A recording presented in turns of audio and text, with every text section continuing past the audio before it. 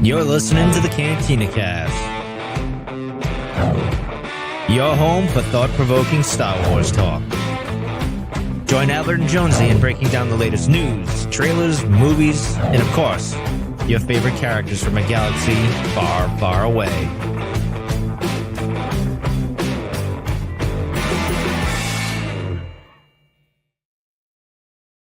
Hello, everyone. Welcome to the Cantina Cast. My name is Albert Padilla, and this is finally, episode 615, where tonight we're going to take a look at Bix Caleen. This is a series of character spotlight episodes that we're doing for Andor. Yes, I know Andor was over months ago at this point, but, you know, summer happened, and we've been trying to get caught up, and I don't know, stuff was blowing up and all kinds of other things, so we're a little behind right now, but nonetheless, we're finally getting around to the show. So thank you guys for being patient, hanging in there.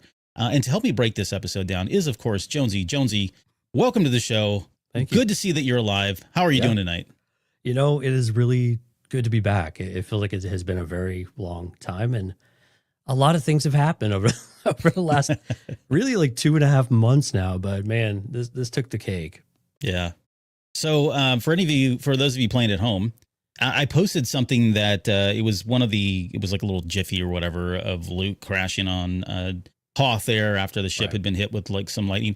And I think some people actually saw that. It was supposed to be a teaser to like what was going on. And people thought, oh my God, Jonesy's been in an accident. And no, he was not in an accident. Well, not technically he was in an accident. He had an accident happen to him, maybe. I don't know. But I'll let you kind of explain it, clear the air, and let everybody know exactly what happened. So yeah, the Tuesday before we're going to do that show, we had a really big thunderstorm here in the area. And I have never experienced this type of thunder I've never had this experience before, period. I was just sitting in my room. I was on the computer or whatever. And there was thunder and like the storm was kind of rolling in, no big deal. And thunder started getting kind of big. And then all of a sudden, like it was on the top of my house. If you've ever heard anybody take a sledgehammer to concrete. Yeah. And then if you overlay that with the biggest, boomiest thunder you've ever heard in your life, that's what it was like right above my head. And then at the same time, you heard all of this weird zapping sounds like around me. Yeah. And of course, the lights and everything went out and everything. And basically, I lost like half of the lights in my apartment. And I had, I don't know, over $1,000 worth of equipment damage and stuff. That's why it's taking so long to get back on, because a lot of the equipment. So again, thank you to our Patreon members. You helped get us back kind of online. So thank you so much for that. But yeah, it literally, everything got zapped, and I couldn't even tell you what happened. It's like the electricity went through the Ethernet, because my Ethernet device is like all crapped out, and maybe some of the power, but all around my area though, there are lights are out. The security systems are down in various places around here. Any kind of electrical components. Yeah. It's really crazy. There's a lot of, things that are still having to get ramped back up. But it was just really odd. Never had this happen before. A lot of questions, of course, but man, happy to be back. Yeah. Oh, yeah, and thankfully you're safe. I mean, usually, nothing probably would have happened to you anyways, but your equipment, that was the biggest thing. So, I mean, we were waiting for, equipment to be reordered and get back in before we could get back online again. And yeah, insurance is, they go at the pace of insurance. So right. Yeah, exactly. Yeah, it's pretty nuts, but super happy to be here. And again, so special thanks to all of our Patreon members. Hey, a special welcome to David Bailey, who just joined Patreon, I don't know, like 2 weeks ago, but we've not had a show. So David, welcome to the We Are All the Republic tier. We certainly appreciate your support. CantinaCast.com/Patreon. If you are curious about Patreon, we promise we will get back on that horse very, very soon. Special thanks to our now part of the tribe members, Alex, Danny, Dante, Daz. I've got a Brad, Phelan, Jackson, Jacob, Josh, Mike, Risk, Sharkman, Dan, Uncle Leon. And then our Delusions Grandeur members, our top tier members. Now, this is Rod Racing, CJ, Steve, and Rob. Thanks to all of our YouTube members as well. And hey, if you want to come out and join us on the live stream, which we do usually once or twice a week, CantinaCast.com/YouTube. And you can be like some of these amazing people.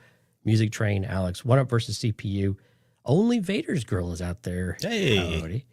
Good to see you. And then Zoralans is back as well. So good to see everyone. If you come in throughout the show, please do say hello. We'll grab your name and say hello on the back end as well.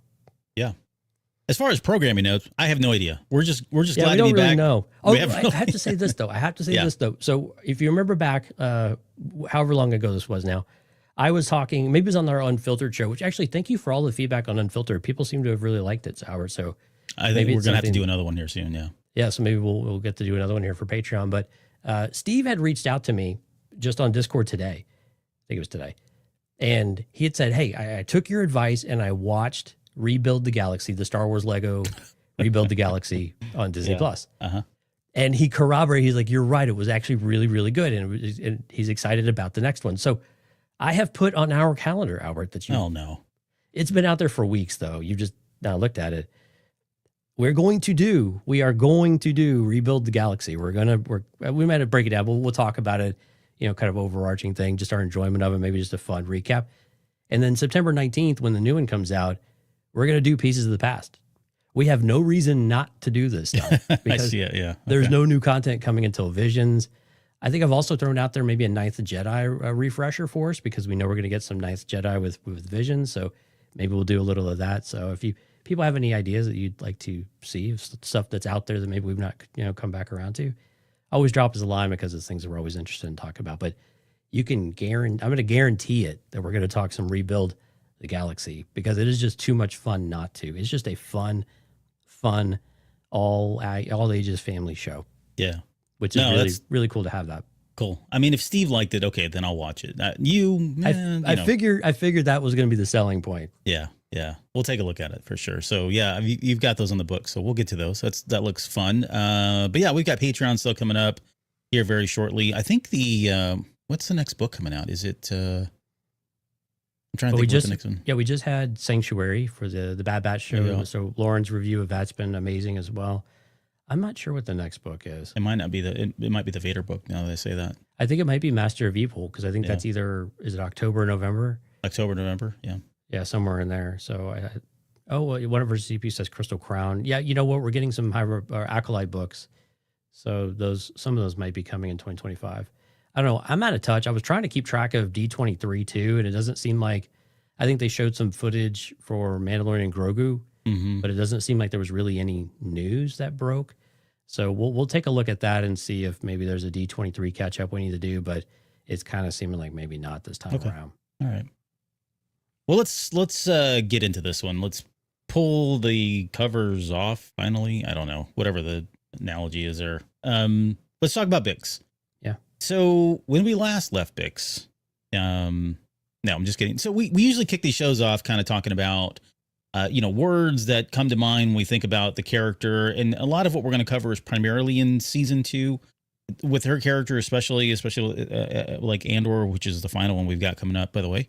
It's probably natural to kind of lean into a lot of what we saw in season 1, simply because her character especially has a lot of development, arguably more development than most of the other characters that were, showcased in this series. But for her, she seemed very consistent in some of the words that I had captured down. And then there were some new words that I captured that kind of came into light after some of the events, the tragic events that she went through during season 2. But what are some of the things, I guess, now retrospectively looking back on that character? How would you pin her, I guess, as a character and some of her attributes? I actually really struggle with this one too, because I think the most obvious one, I think when we meet up with her in season 2, was broken. Mm-hmm. I mean, she's just really defeated and broken, and you can just feel like she's really struggling to put the pieces back together. Who is she? How does she fit in? I mean, they're all kind of struggling with this in some way with Brasso and company. Yeah. But you really feel like she's just been put through the ringer, and of course she's not done. I mean, they kind of put her back through a season, in the early part of season 2 in particular. But that kind of comes to the word that I really feel is most appropriate for Bix, and that's resilient. Yeah. And she's just able to continue to kind of fight those urges. She doesn't necessarily know what to do with it. She's trying really hard to get in, kind of back into it. Like she tells Luthen she wants to be involved, but of course that's not really working out. And, but at the end of the day, she finally is. And then she's got to make a really difficult choice, at the end about what to do with Cassian and what she needs to do to, pave the way for his success and what he needs to go do, but also for their, fledgling family, as we find out later on. So it's a really interesting story, but it was difficult to kind of find the right words between all of that, because it kind of kept going early. The first half of the season just kind of kept going back and forth between Bix really being severely damaged. I mean, and understandably, it's not a slight against the character whatsoever, but I mean, they really did a number on her, and she's just really struggling to figure out who she is. This self-doubt, but also she knows that she can get past this, but it's just a matter of the right opportunity and maybe the right amount of time, but just, finding that closure that she needs, especially with Dr. Gorst. Yeah. I had written down some of the words, some of the adjectives, and there was an interview with Adria Arjona, by the way, who just did an amazing job with this character. We probably should have started with her, but we'll kind of weave that in here. But they had asked her in an interview what she thought of Bix, and I think this is going into season 2, I think at the very beginning, but she said she liked a lot of things about Bix. She's fearless, bold, incredibly loyal and compassionate, and cares a little too much for the people around her, sometimes to her own detriment. So that was in 2022, actually. So that would have been like when the character was first come out. So this is like before season 1.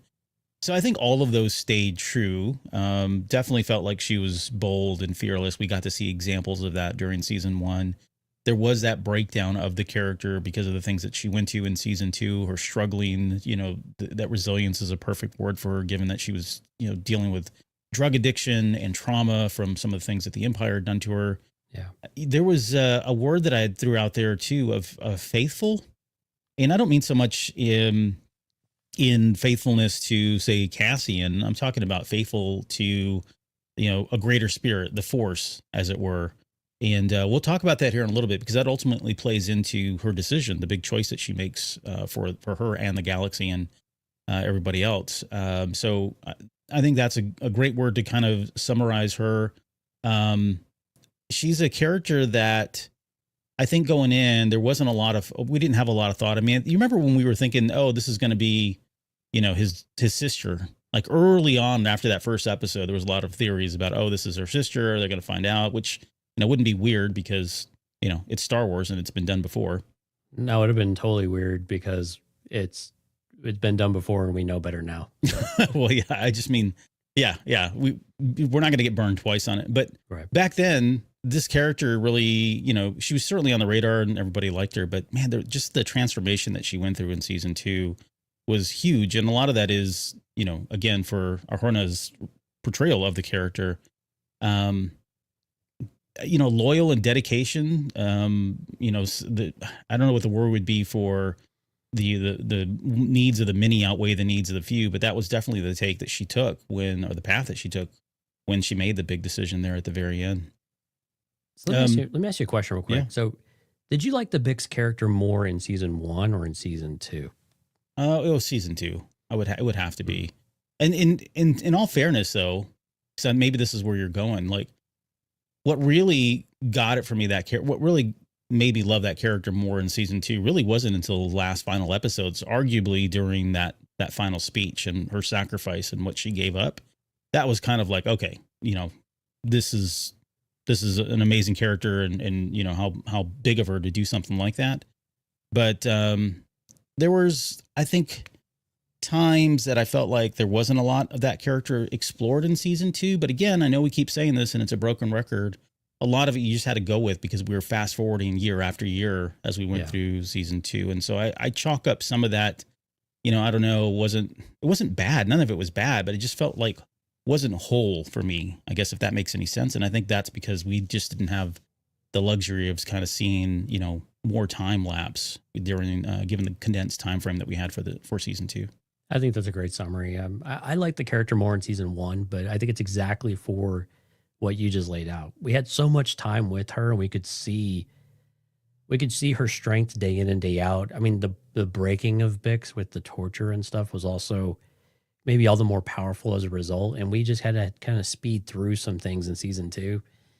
And it seemed like a little rinse and repeat. Like, how much more can we put Bix through in season 2? And to me, it wasn't quite as satisfying, I think, with her journey and the way that it ended. And because as strong of a character as she was and as influential as she was into the story in the first season, it felt a little less so in the second season. And I thought that was a little bit of a disservice, but not a result of the acting or anything like that, but just, I think, a casualty of having to condense multiple years into, one season. It makes that really tough. So still really good stuff. Not complaining whatsoever, but it did feel like a little more well-rounded and kind of more robust, I think, in season 1. So season 2 was a little bit of a downer for me.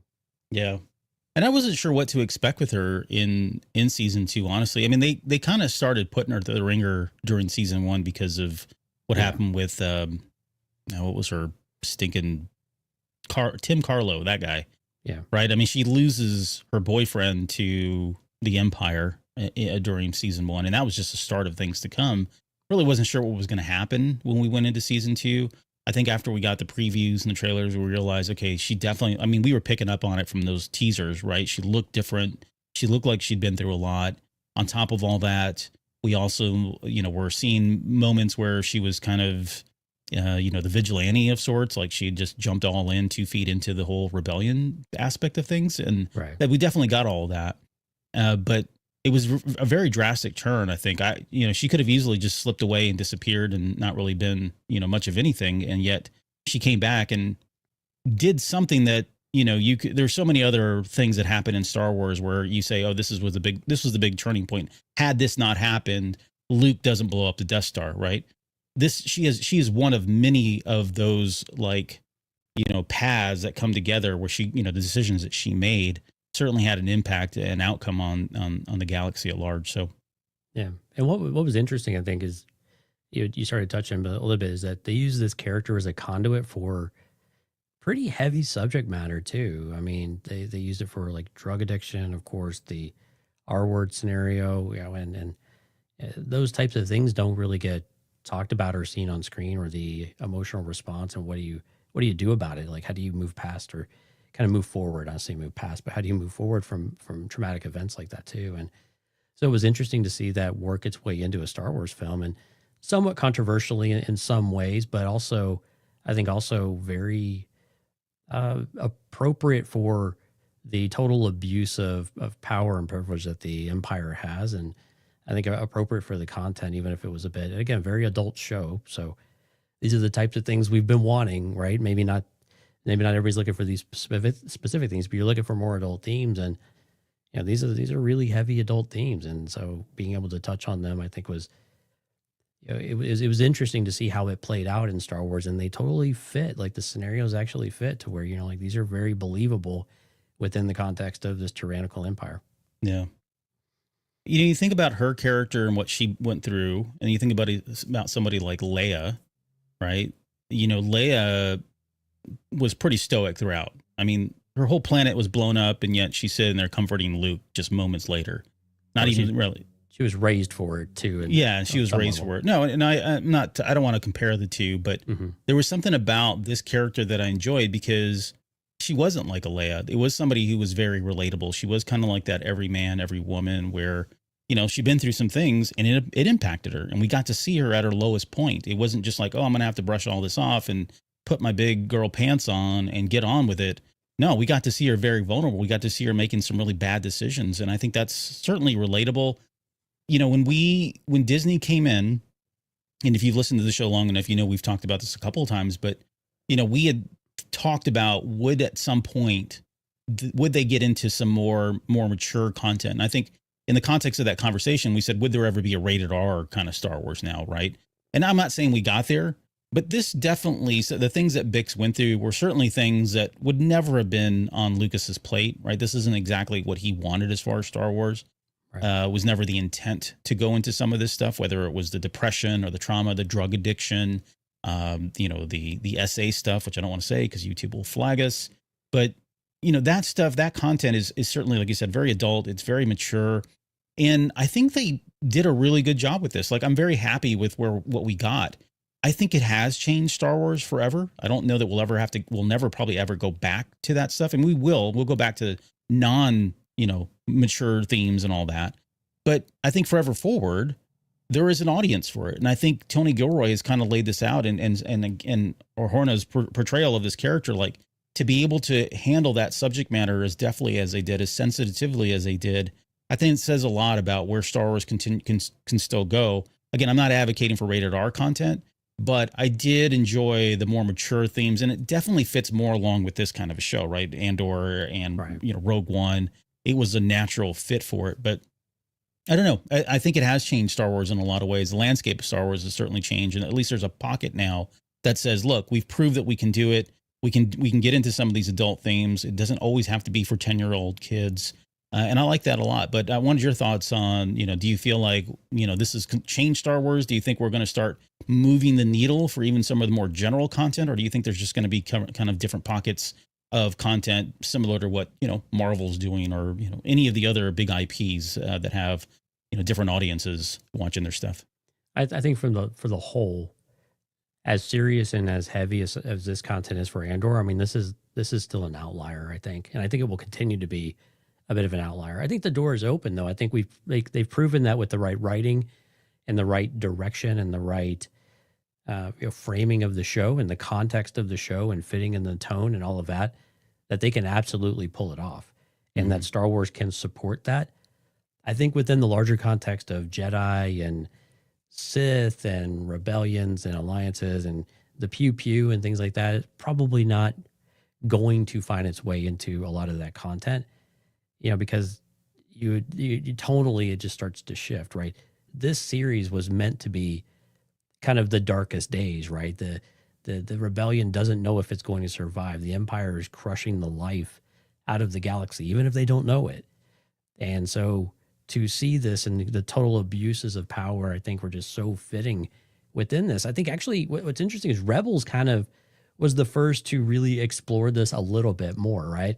But it being an animated show and being, generally, for kids, they could only go so far with that. But if you watch some of that content, and Clone Wars did a little bit too, especially some of our favorite episodes like Andor and things like that, to where you get into these very, not controversial, but just very, they really kind of make you think and pause and like, I don't know if I love what I saw, but I don't know if I like the message I got because it's so conflicting, right? And I think this is where the show kind of fit into that narrative, but was able to dive into it. But I just don't think it's going to be anything we see a lot of. Will we see more serious tones like in some of the books and things like that? I think that's entirely possible. Maybe sometimes even in video games. But seeing it on TV, on Disney Plus, or in the movies, I think in the movies it's probably kind of a hard no. But I think even with D Plus, I think it's just going to have to be the right series to do it.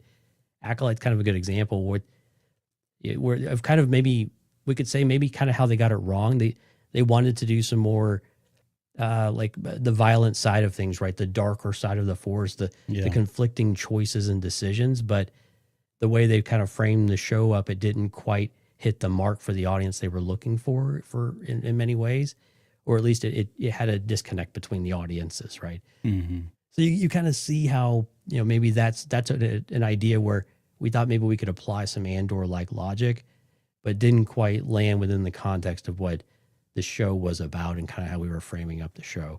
Yeah. Again, and that's not a judgment against the show. It's just you can kind of see where where that fine line can be with some of these more serious tonal aspects of and more morally gray areas and things that are discomfortable for us from a societal standpoint too, and a cultural aspect.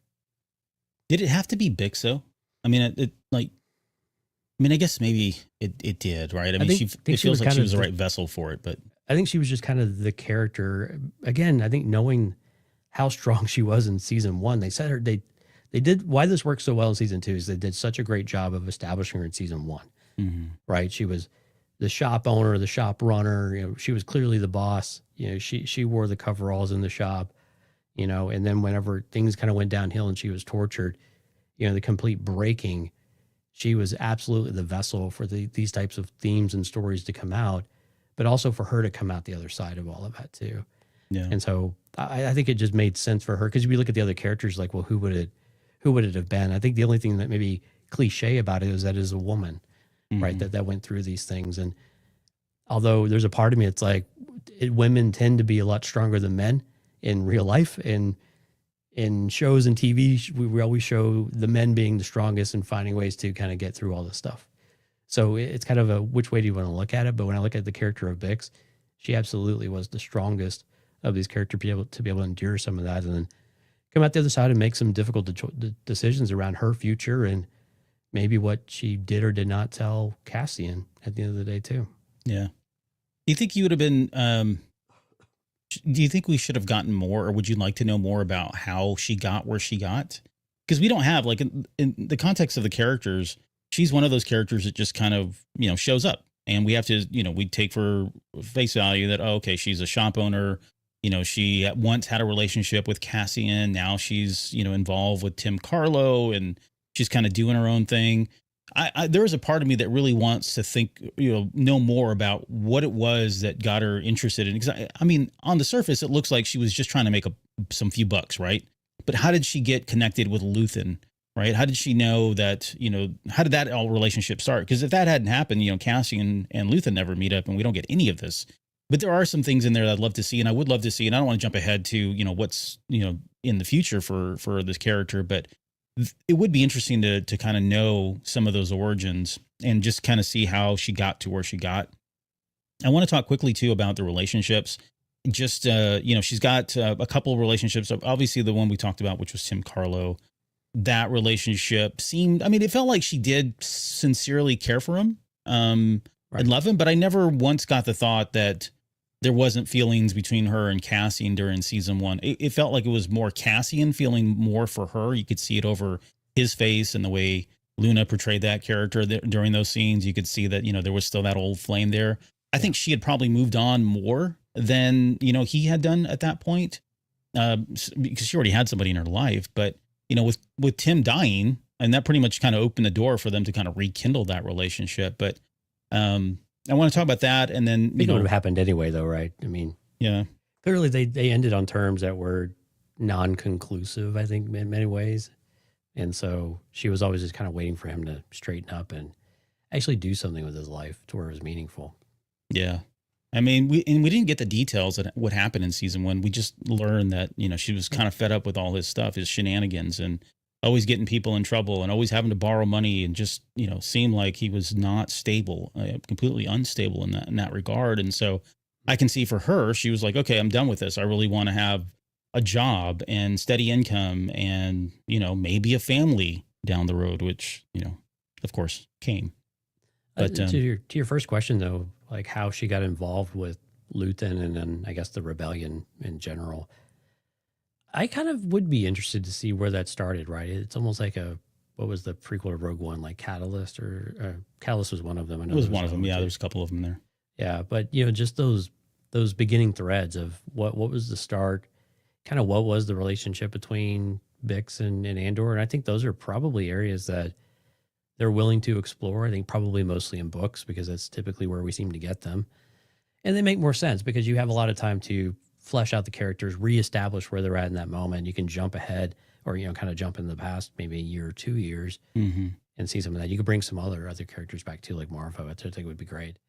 So you have opportunity there to be able to do some of that. But I think there's some interesting aspects there. I don't know if I'd really want to read a whole book about it, but I think it would be interesting to know what was her catalyst for joining the rebellion. We kind of see Cassian's. We see a number of other characters like Clea in particular and Luthen and even Mon Mothma and company. We get some of that, and we're getting some of that in the books, but we don't really understand, Bix's. We see very clearly in season 2 why she's doubling down and why she wants to be involved. But what were those moments that she saw, or was it just the general oppression of Ferrix?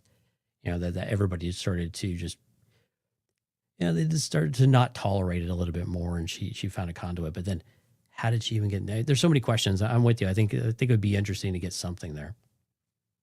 So let's, I do want to spend some, we're already kind of at the halfway mark, but I do want to talk about, I guess, the decision. So when this episode aired, in this episode, what was the name of the episode now? I'm trying to think of, it's been like 3 months now, but the episode where she walks away, third to last, I think, of season 2. Yeah. Was it Welcome to the Rebellion? Maybe. Anyways, when she decides to leave and makes that decision, there was some controversy out there, as with everything Star Wars, of course. But the question that I kept seeing people talk about, and we didn't bring it up on the show. I think we were more focused on just kind of doing the breakdown, kind of rolling with what was happening and looking forward to the next episodes ahead. But a lot of the discourse that was happening was around whether or not she was selfish was Bix selfish for making this decision to leave with the baby, not tell Cassie and Andor, not give him agency, not give him an opportunity to at least speak his mind and all that. And she addresses that in her speech to him, right? So I think that's been overlooked a little bit. But I was surprised how many people were kind of, really coming down on Gilroy, the decision to make this character do what she did, when I didn't personally take it that way. And I'll stand on that here in just a second, at least on that soapbox, as to why, I felt like it was, a good thing that she did this, and maybe some of the motivation and behind it all. But I guess your thoughts on that. Did you see her as being somebody who was selfish? Should she have given Andor an opportunity to at least make a decision for himself? Or do you think it was fine the way it was, and you understand why? I think that's partly why Tony Gilroy writes this kind of stuff, is to invite debate and conversation about these kind of difficult topics. Because on one level, you're like, man, that's awful. Like, he never knew that he had a child on the way. And, that seems really wrong. Like, everybody should be kind of involved in that process and in those choices that get made. But on the other hand, you see, okay, they're in really extreme circumstances where Cassian is a central figure in I think her faith, like you brought up at the start of the show, became so entrenched with what she experienced with the Force healer and that interaction, that she started to believe something like, he is really meant for something truly special and unique. And if I do this, I will take that away, and I could significantly alter the course of things in a way that they're not meant to be. And faith is a really powerful, weird thing that makes you do crazy, like things you probably wouldn't normally do, or you could kind of, maybe it wouldn't consider wrong, but they're against your typical nature. And so I think it's a complex kind of discussion. Was she right or wrong with it? I think generally, if I were just to look at it at face value, it's like, well, she was wrong, right? You shouldn't do that to, especially someone who is your active partner, right? And someone you say you love, but at the same time, you have this really extreme set of circumstances where it's really difficult to argue with the character's motivations if they really do feel truly compelled. And I think she truly felt like he was going to come back. He always found a way to come back, right? And I think she will probably regret this decision. When you think about, well, should we look ahead of how she got involved with the rebellion? What does this look like when Cassian never comes home, and Vel or Mon Mothma go find her, or Wilmon or someone like that, and tell her what was what happened at the end of the day, and the power of his sacrifice, but also that she kind of took away that knowledge from him in some way, and that joy. But she also knew him very well. He would have abandoned everything because he was already a little on the fence. And I could see other people coming back saying, well, he was on the fence. This would have driven him that direction, and he could have done something different. But I think trouble always finds them, and they both knew, and I think they both agreed on some level that the Empire wasn't going away. And if you don't do something about it, then this is you won't have a future. It'll be short-lived at best. And I think that's the part you kind of have to get to in the story to be okay with it, of saying the way that both Cassian and Bix viewed this world with the Empire was and Luthen and everybody else too, I think, is that no matter how hard you try to avoid it or to delay it or hide from it, the monster, so to speak, will continue to find you, and it will punish you, and it will make you pay for your decisions, especially once they find out who they are. Yeah. And I think that's the thing you kind of have to get yourself to in order to, I don't know, justify the Bix's decision at the end of the day, I think. Yeah, I look at it almost as, sometimes we make decisions, and not to sound cheesy here, but sometimes we make decisions with our heart. Sometimes we make them with our head. I think her heart said, yeah, Cassian should be a part of that conversation, and all that. But I think in her head, she was thinking, this is the right decision. Like, I have to put all this stuff aside and do this for the better good, right? She says, I chose the rebellion, is what she did.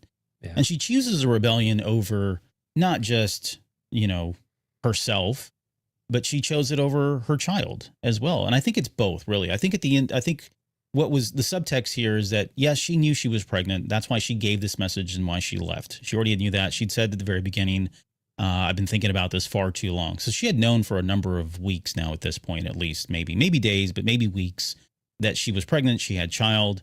And so this wasn't an easy decision. She's probably been, thinking about it for a very long time, probably consuming her. But she's also looking at this as like, okay, I'm about to bring a child into this galaxy. And God forbid that child goes through just even a small portion of what I've gone through now, whether it's the torture or all the other horrible things that she's seen. But she knows that this is she's not unique in that sense, right? It's happening to so many people.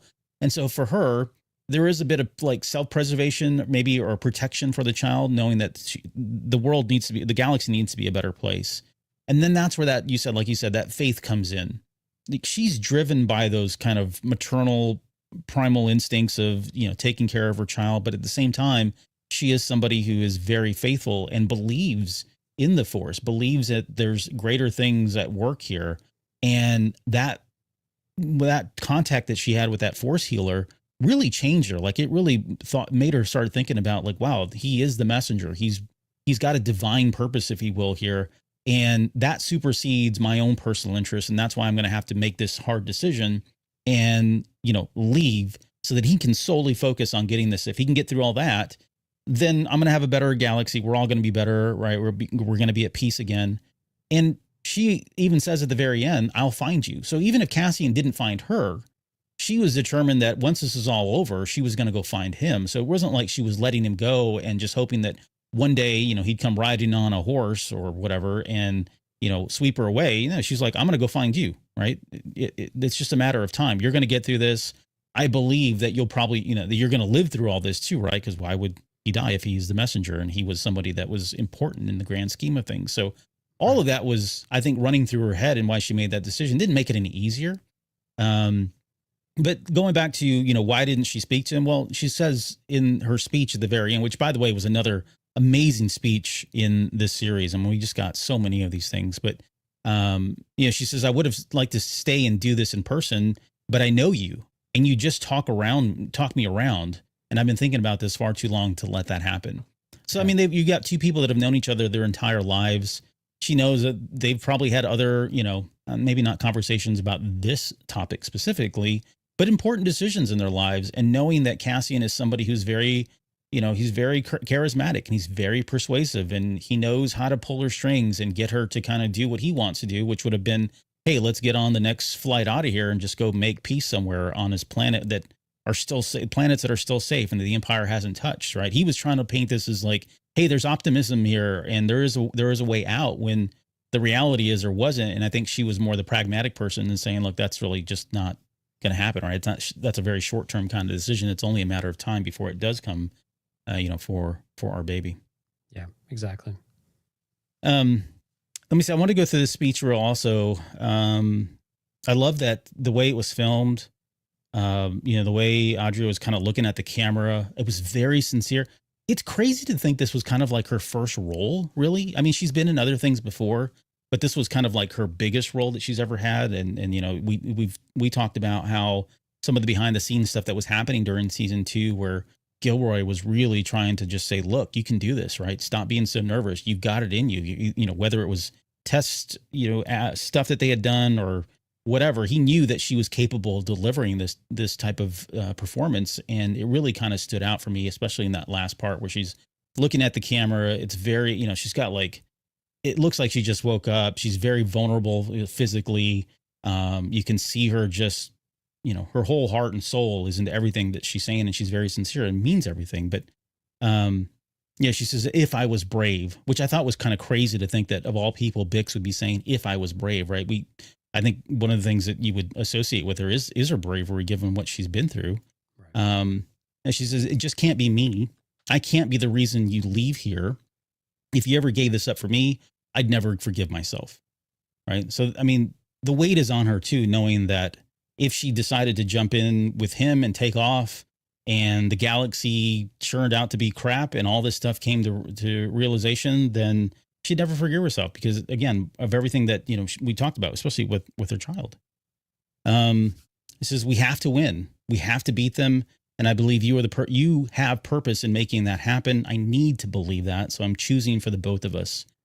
When she says, I need to believe that, I mean, that to me speaks to the faith of it all, right? It's a challenge of her faith. Like, I believe this so much that if it doesn't happen, then I've got some, I've got some real inner kind of personal questioning that needs to happen with me in my religious background. Existential crisis. Exactly. Existential crisis of what I believe. She says, so I'm choosing for the both of us. I'm choosing the rebellion. And when it's done, when it's over and we've won, we can do all the things we ever wanted. Everything we know we missed. I'll find you. And then that's the last part of it. So, which I think is the hardest part of it all, right? Knowing that she was thinking about him and saying, look, I'm going to come get you and we're going to win. We're going to get to this. You're going to win. I'm going to win. And it just hits so much harder now at the end of Rogue One, knowing that, Cassian was out there and, she was thinking that he was going to make it through all of this. Yeah. And, she knows Cassian.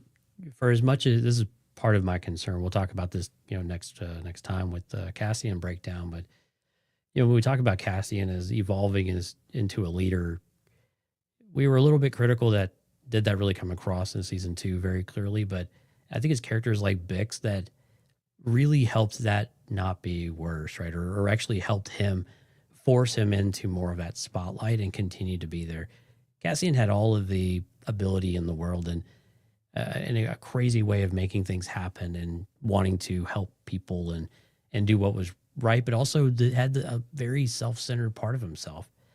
Bix is very aware of that. She knows that he would have dropped everything and it wasn't the right. She felt like she's betting on her faith that it's just not the right call for the rest of the galaxy, right? It's bigger than her, bigger than him, bigger than their child, and bigger than them being together. And again, it's heartbreaking whenever you feel like, hey, you've always found a way to get through this. We're going to find a way and we're going to meet back up and everything's going to be fine. But, at some point you run out of chances, so to speak. And you missed out. But again, would she, there's probably going to be some things that she regrets, but when you look at the final outcome and what his part in achieving that outcome was, she'll look back and say it was still the right decision, even if it took him from me and it took him from our child. And, ultimately we had to make a sacrifice for that. But it was for something that really did turn out to be very necessary, because if he doesn't do what he does, then the Empire still reigns supreme for some number of years, to come, if not many, many years to come. So I think in some levels, she ends up being very well justified in the end. Yeah. Yeah. And I would, to kind of put a cap on that, agree. Like, I think it was the right decision. It was a big decision for her. It wasn't an easy one. It was obviously very difficult for her to make. But I think it was the right decision. And you could chalk this up to the Force and the will of the Force. And, we can get into all that as we've done many, many times. But, it's probably some combination of that maternal instinct as well as just her faith in hoping that, what she felt, what she saw, what she felt to be true, know to be true, had to happen. And, knowing Cassian the way that she did, she made that decision preemptively. Which again, so what you're saying is Bix is Force sensitive. Exactly. Yeah. And I think that's why that's what we got to season 2. No, she's not, but she's definitely very religious in that sense, Mm-hmm. So, if you had to take a guess on the baby's name, I can't believe you even put Baby Gorst in the notes. That's wrong. Not true. Don't say that. I did not put. Oh yeah, I did. I put Baby Gorst. Sorry, I did. Baby Marva, Baby Brasso, Baby Gorst. Where would you put your money on the name? She could name him after Cassian as well. Baby Cassian. Yeah, I think also she could name after Cassian's sister. I think that's another possibility as well, because that was so important to Cassian throughout his life and really kind of informed a lot of the decisions that he makes as an adult of what he's always chasing. But, clearly, it could have been Clem too, like his father. That was maybe a monumental. So I think it might be someone in the family that meant something really dear to him. But again, she doesn't know his fate. So she probably wouldn't be that vain as to naming if it was a boy. Did we ever figure out if it was a boy or girl? No, they left it intentionally non-descriptive, like just said it. And I think they've asked both Gilroy and Ahorna on which, what did they think? And they both said, I have a theory as to what it is, but I'm not saying. So unless, and I don't know, in the last month, maybe they've publicly said it, but that was right after that episode aired. So Yeah. So probably not. Probably didn't name after Cassian because she thinks he's alive, and that would be a little bit. One of versus EPU, man. I mean, it's a good name. It's a very popular. She was a very popular boy's name right around this time. So Yeah. So for I those totally get it. listening, one of versus EPU throughout Sheev. Yeah, she was fine. Very, very appropriate. Yes. Yeah, I don't know. Like it's. I mean, she still could have named it. You know, my dad was alive, and I got named Albert. So I don't. Yeah, but they don't really do juniors and stuff in Star Wars. No, maybe not. We've never really had that, I guess, huh? Yeah. I'll think about that one. There's so many options though, because I mean, again, they lost so many people along the way. You know, who meant something to both of them. I think Marva or Clem, like within Cassian's family, we don't really know much about Bix's family. Right. You know, and again, how Cassian may have viewed them either. So we would kind of skew towards more their friends or Cassian's family. But I would presume if it was a female, I imagine either his sister, who I'm drawing a blank on her name, or Marva would be one of the two choices. And then if it was a boy, then maybe Clem. I don't know about Brasso, but I think something if like Cassian that. was like in on the conversation, you know, and they had a boy, you know, they would have, let's name it after Brasso because he was kind of like the big brother for both of them. Yeah, I mean, who knows? Who knows how many names these people truly have? I mean, there might not just be first and last. So, middle, second middle, third middle names. You never know. Some Right. cultures get a little crazy with how many they have because they want to. And actually, this is very much in our cultures, right? You'll come across some people with very long names because they are celebrating and recognizing and remembering all of the different the chain in the family to keep a lot of that alive. That's how they keep their memories alive and how they do remembrances annually. Many cultures, the father has to go and one of their jobs annually is to remember their father, their grandfather, their great grandfather. Yeah. However many lines are kind of there, right? So keep the memory of those you love alive, and they do it, and people do it in very different ways. So name is just kind of one way that we celebrate our lineage. Yeah. And I'm fine with them not naming the child, but although that does kind of bring into, I guess, our last piece here, which is just kind of talking about the future and what we, where does she end up? Do you want her to come back into Star Wars, or would you rather her just kind of live her life and she's just a normal everyday person trying to just take care of her kid? I've got some other thoughts there, but I mean, I guess where do you personally see her going? And then we can talk about where does Disney see her character going? I'm trying not to compare her with Harrison Dulip because the situations are similar, but I think very different, because Hera was very much embedded in the rebellion, and that's kind of her life. Right. With Bix, it really wasn't her life. It wasn't really her life necessarily, I think. So, no, I agree. It wasn't. Like, she didn't get pulled in again until Cassian made that mistake and pulled Luthen in. She got wrapped up into all this, but and she was doing the right thing, fighting for the rebellion, made the right decision and all that. But I think you're spot on. That's kind of where I was going. Like, this isn't her fight. Like, she's leaving it up to other people, including Cassian, to take care of so that she can just go live a normal life. Right. Yeah. Yeah. And so where would her story pick up? I mean, that's the big question. And I got to be honest, like, within the context of all of this, it's difficult to see like what interesting story would be there for Bix. I'm sure there's tons. I'm not discounting it, but within what we know of this rebellion period going into Empire Strikes Back a few years later and Return of the Jedi, I mean, she still has a toddler effectively throughout all of those years. Mm-hmm. And is that going to be at the top of her list? As she's kind of escaped to the fields, a quieter life, and one that she can, kind of safeguard, their family and then the future of their family. So I don't see her getting involved in the rebellion era, hijinks that go on throughout the next several years. But does that mean she never gets involved? I think she's fully capable, but I think all eyes are on the kiddo right now and making sure that the kiddo is safe and secure. And if something were to come to that planet, I think she would do whatever would be the necessary to defend her and her family and those around her that she builds as a community from there on out. But I don't really see her. I don't see where the story would go, I think, in Star Wars right now, at least, given this era. Yeah, and I don't like her joining the rebellion because it kind of flies in the face of the reason why she backed out of this whole thing to begin with. You know, Exactly. Yeah. I mean, she wouldn't put the kid in danger. I think she would raise the child quietly. What was the name of that planet? Mina Rao or whatever I think that's right. Mina the Rao. Harvard the whatever that planet was. Like it feels like the right thing to do would have been to just hang there, be there. Yeah, she probably gets word from. I'm thinking Vel, but yeah, you're right. I didn't really consider that maybe Mon Mothma makes that trip out there to personally do it. But I mean, Vel's really the only one that she's been kind of close with. Yeah. Yeah, arguably. So whatever. I think at some point they kind of break the news to her. She probably has a lot of regrets. Maybe temporarily, anyways. Maybe she still feels like it was the right decision because I think in that moment when she finds out, knowing that the Empire is still around, even though the Death Star blew up, they weren't gone, and so it's probably harder to kind of see that okay, there's still more that has to happen.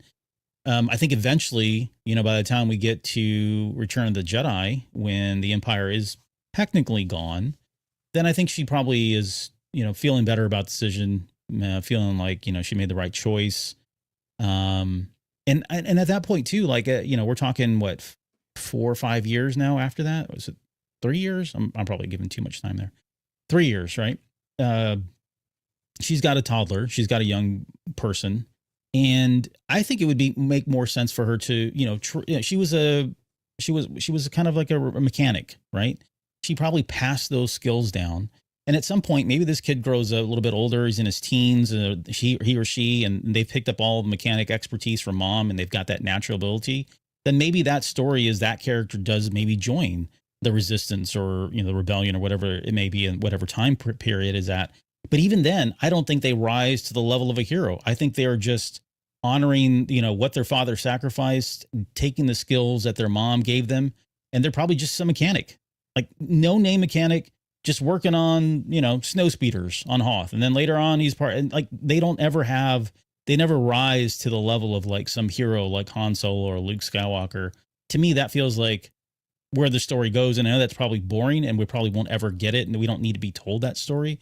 But I'm not, as much as I love for everything to come back around and see everybody kind of be someone later down the road, it just doesn't seem like this is the right path for a character like this. And I think that would be okay because, we need those people like the Rose Ticos who eventually does become somebody big, right? But she was just, just a mechanic or a repair person or whatever it was that she was doing because I don't remember anymore. Right. Yeah. Yeah. This is a character I don't, will we never see the character haven't, name dropped or figure out where they go in the future? I mean, maybe so. Are we going to see them headline their own series or something like that? I don't think so. I don't have a lot of interest in that, I think, at least. All right. So, but, anything's always possible. I think it's always interesting to know where characters end up at the end of the day. That's why we like epilogues on shows, right? Where they kind of tell you in text where the characters end up. And it's interesting. It's resolution, right? It's just a little bit of finality of, yeah, they do turn out to be okay. Or yeah, they did something meaningful in their own way. Like you said, it doesn't have to be something grand, but it might be just their niche, right? They fit in this and they were successful in their own right and doing what they wanted to do, things that they believed in. So I think having some idea of that in some context later on would be a nice little cameo, a nice little, interesting tidbit. But do I need to see a whole series where that person starts becoming, front and center in the story? As of right now, as of today, that's not super interesting to me, but who knows? In the right situation, some things like that perspective changes. Mm-hmm. What do you think Disney is going to do it? I mean, we've talked about what we want, but no, I don't think they will because I think if we're talking about Disney from a TV show, movie type of angle, I don't know where they would slot her in. Like, how would they even do that? Yeah, I think it's kind of a hard no. I mean, when you look at, we don't really know how successful Andor was, but let's just presume Andor was as successful as it was season 1, which is to say moderately, right?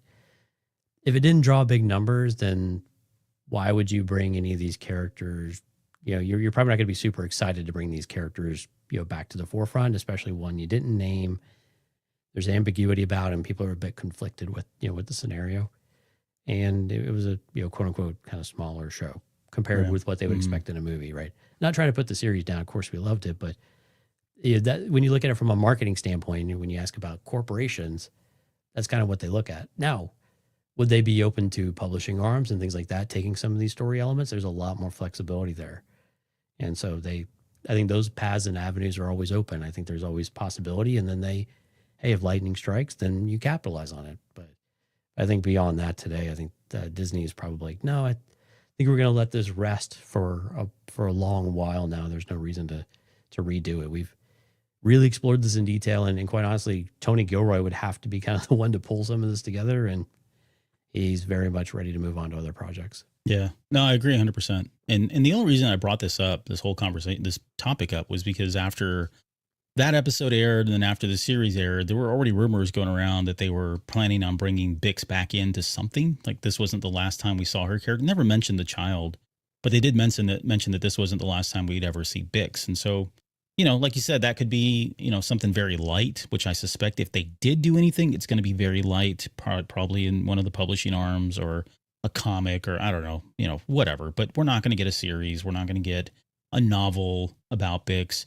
I think if they decided to make this character, the child, a prominent character, maybe not a heroic character, but a prominent character, and it rose to the level of like, hey, we're going to give a one-off story, that's, it's not a series. It's just literally one and done kind of book that wraps up the events after, picks up right after what happens in Andor and talks about, what Bix goes through and the life of the child and, what they, that story. And that's it. It's, again, it's beginning to end. We're done. Then maybe we get something like that, but I just can't see them doing anything more than that. And it's, for the reasons that I said, I'd rather just the character go away. And I don't mean that disrespectfully. I just think it's the way it ended was kind of perfect in my mind. And I like that the idea that she just went on to be a mom and that child grew up to be a kid and, learns about their father and that's about it, right? Maybe honors him in some way, but I don't really need the whole, Luke Skywalker saga all over again with Cassian. And he's not Poe Dameron's child. I saw that today too. I'm like, what? Did you not read anything? They'd have to, that's really a massive retcon if they went to go fix that, if they want to make that Poe Dameron. I'm still holding out for Poe and Zori Bliss to find a way to make it work. Well, I guess they could. She did live, right? Yeah, she lived. Yeah. She lived at the end of and Rise of Skywalker. Why not? Yeah, she just kind of gave him the friendly salute goodbye, but they're my ship. So. Okay. It's kind of lame, but all right, whatever. You do your thing. It's not lame. It's romantic. You know who's not lame and not romantic? Well, they could be romantic. Is all of our amazing people on the live stream tonight. Thank you all for coming out. Music Train Alex, One Up versus CPU, Vader's Girl, Zoralins, Steph. We see you folks out there in the background too. Thank you so much for coming out. cantinacast.com/YouTube. If you're listening to this, thank you to download. We'd love for you to come out and check us out on the live stream. We promise we don't usually reschedule this often. So, I mean, I say that with a grain of salt because usually we do, but we'd love if you come out and join us. cantinacast.com/YouTube. If you'd like to join us on Patreon to help support the show, get some exclusive content, cantinacast.com/Patreon. Like all of our amazing Patreon members, again, thank you so much for all of your support over the years. We sincerely appreciate it. Your money is definitely, hopefully, well spent in helping us bring you content that you would enjoy. And again, let us know what content on the horizon you guys are excited about. Tell us what you think about Bix. Did she make the right call with, securing their future away from Cassian, or was that something that she's going to come back and regret later on? So we'd love to get your comments in the comment field. There we go. Yeah. Got to shake the rust off, man. A little bit of rust here.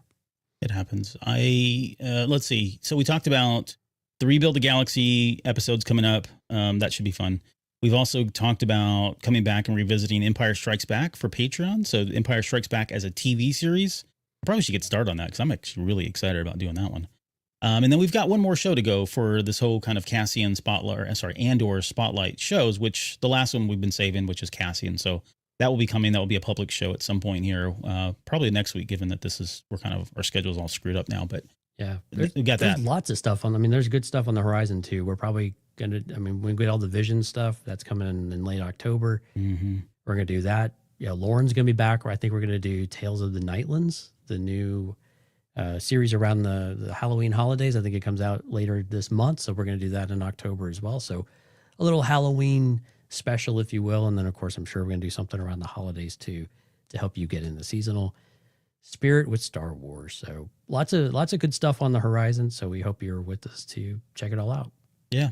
And we need to do something for like the 10th anniversary of The Force Awakens. I mean, they're not planning anything yet, but it might be nice to kind of revisit that here towards the end of the year when we get closer to it. But what's really interesting is we're now into the Star Wars movies that were over the holidays, over the Christmas holidays. So. Yeah, exactly.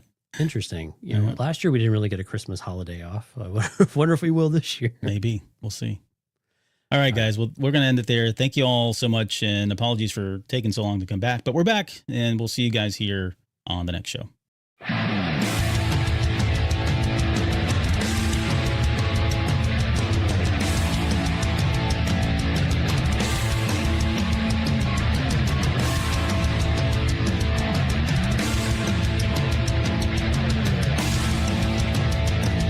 You're still listening? Wow, that's amazing. Well, I'm here to give you the disclaimer. Normally we do a big, long, drawn-out disclaimer thing saying what's what and who's what and all that other stuff, but I think you guys kind of know that Lucasfilm and Disney have no affiliation with us at all, and we have none with them. We talk about Star Wars, which is their property and all that other good, fun stuff, but I think you can tell which is our stuff and which is their stuff. If you can't, well, then send a lawyer to send an email to me, and I'll be glad to chat with them. Other than that, you know what's what, so that's your disclaimer.